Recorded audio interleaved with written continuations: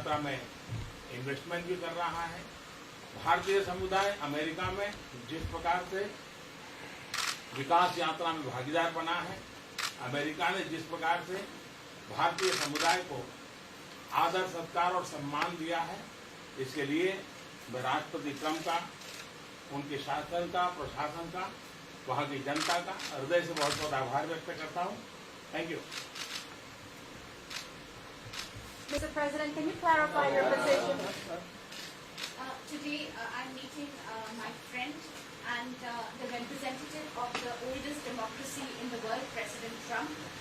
It's a very important meeting for me, and whenever we've had the opportunity, we've always met.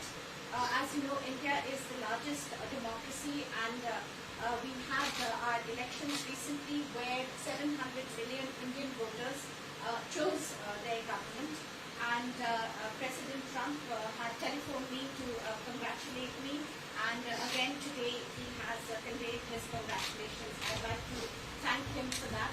India and the United States are countries which have shared democratic values, and we work for the welfare of the world, and whatever contribution we can make in whichever way, we have these common values, and we work for the progress of humanity, for the world, for continuous progress.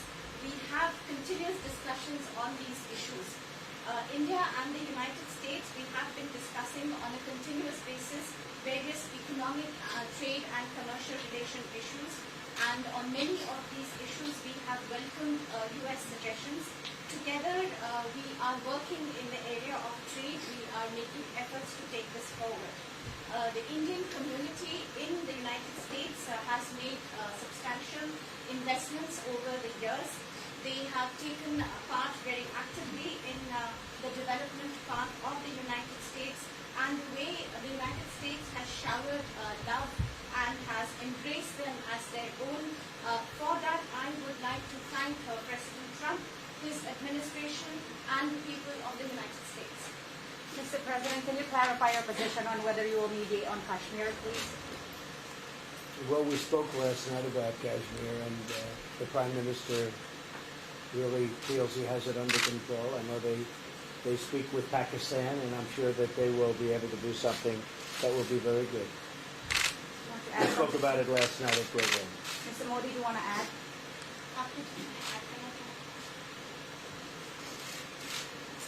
Bharat और पाकिस्तान के बीच कई bilateral issues हैं, और पाकिस्तान के प्रधानमंत्री के चुनाव के बाद जब मैंने उनको टेलीफोन किया था, तब मैंने उनसे कहा है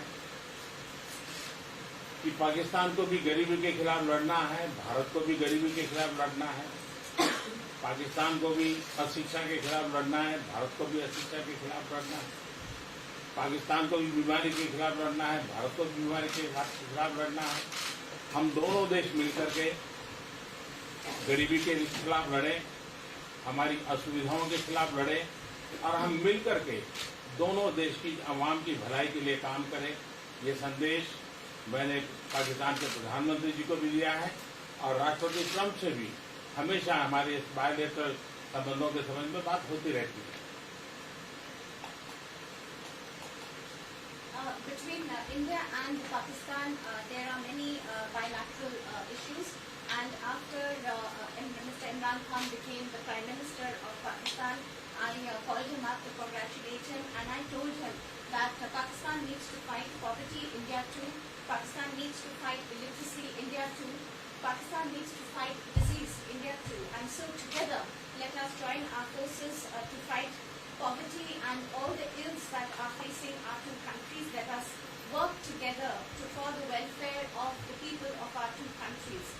And this is the message that I keep giving my counterpart in Pakistan. Along with President Trump, we also keep talking about the different bilateral issues between us. Mr. Modi, would you like to have President Trump be involved in negotiating between Pakistan and India? Bharat और पाकिस्तान के सारे issues bilateral हैं, और इसलिए हम दुनिया के किसी भी देश को इनके लिए कष्ट नहीं देते हैं। और मुझे विश्वास है कि भारत और पाकिस्तान जो 1947 के पहले एक ही थे, हम मिलजुल करके हमारी समस्याओं पर चर्चा भी कर सकते हैं और समाधान भी कर सकते हैं। India and Pakistan have all the issues are of bilateral nature, and we do not want to give pains to any country in the world to, in fact, try to do anything in this, because these issues are bilateral. And I trust that before 1947, when we were one country, then even afterwards we can find solutions through discussions. Mr. President, is that offer still on the table? I'm here. I have a very good relationship with both gentlemen, and I'm here. If for any reason, but I think they can do it themselves very well. They've been doing it for a long time.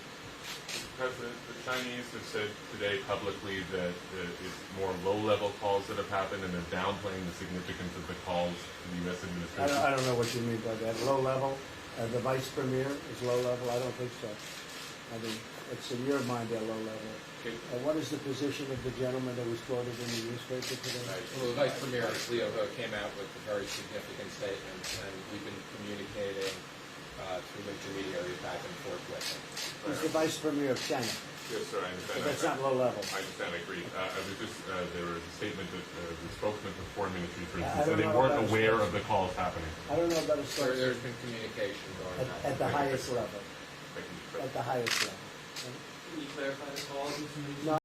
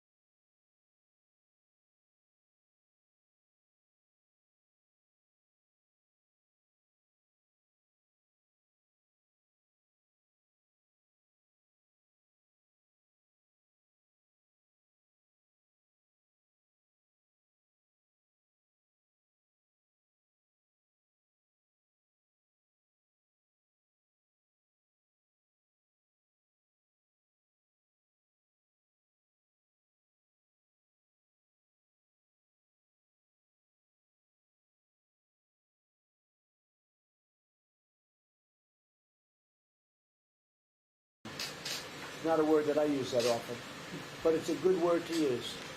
And I think it's one of the reasons that's a great country. I mean, they understand. I think that that message also helps with respect to Hong Kong. I really do. I think it makes it easier for Hong Kong to do something. And I think that President Xi will do something with Hong Kong. I really think that message is a good message with respect to what the ultimate outcome is in Hong Kong. Very, very positive message. And we appreciated it. We appreciated it. What else? Anything else? Mr. President, what are your latest thoughts on your threat on pulling out of the WTO? And if you do, can I also ask Mr. President Modi what your response to that in terms of how it affect India's trade strategy? Well, we haven't been happy with the WTO, but now we're winning cases. We won the big Airbus case, as you know, and it's a tremendous case. I mean, it's billions of dollars.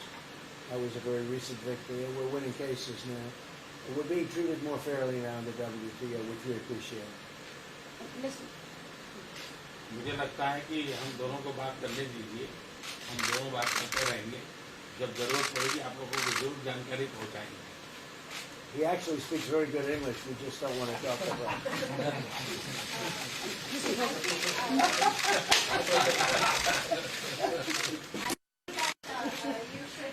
let us discuss these things, and when we feel need, we will communicate to you.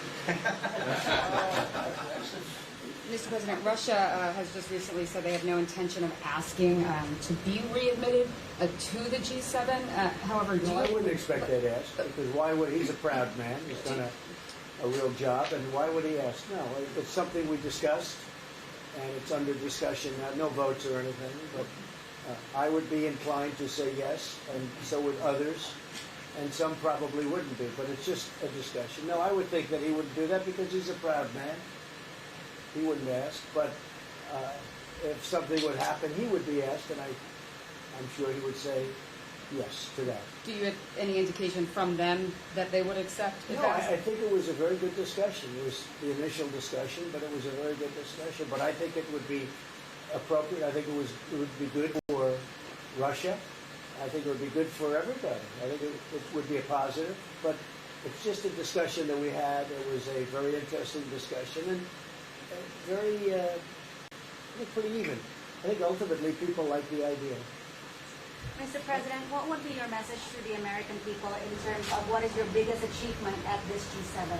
Well, we've had a lot of achievements. We have an achievement with Prime Minister Modi because we're doing great trade. We're doing a lot of trade with India.